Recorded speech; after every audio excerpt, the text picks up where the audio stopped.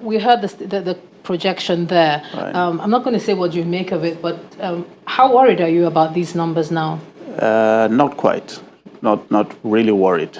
Because again, if we know how this disease has actually been spreading, the biggest information we've been putting out is that it's highly infectious. Much more than it's deadly, actually, but highly infectious, meaning that it spreads very easily.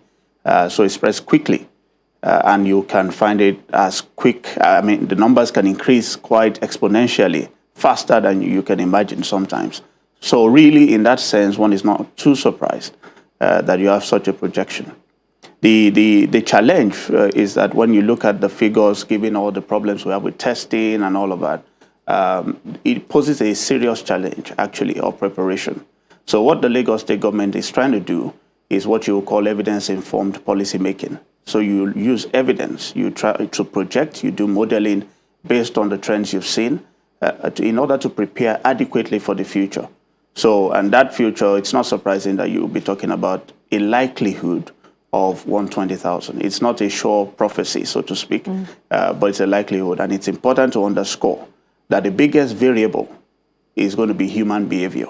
Yes, and talking about human behavior, there's a lot of palpable fear. You see the commissioner talk about people who just escape and disappear. They don't answer their phones, even when they're positive. How dangerous is it for someone who knows they're positive, they're not symptomatic, and then they're still mixing with society? How dangerous is that for us now with this projection? Well, it's dangerous. It's dangerous in the sense that even for that person, while he's asymptomatic at the moment, nobody knows what's going to happen the next day.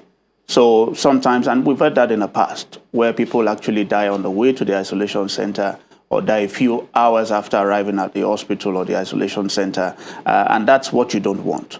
So you want everybody where you want them to be. If you are positive, you want to be where you can receive care and receive it on time. Yeah. So running away is the worst thing you can ever do, really. And when we say people should take responsibility, let me start with the face masks.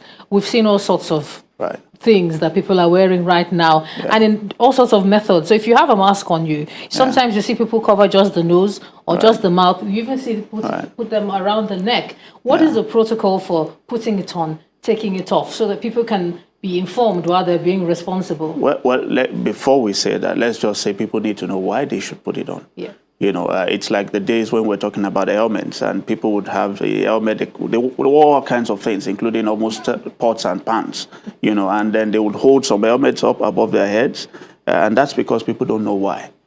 So we must always make the effort to explain why to people, and that's because when you wear a mask, it protects you to a certain degree, but also it ensures that the next man is protected from you in case you are an asymptomatic carrier of a virus. And if you wear, just to wear one, so you have something like this, what you do basically is this goes around your hairs, so you hang this around your hair. I hope I won't act like the South African president.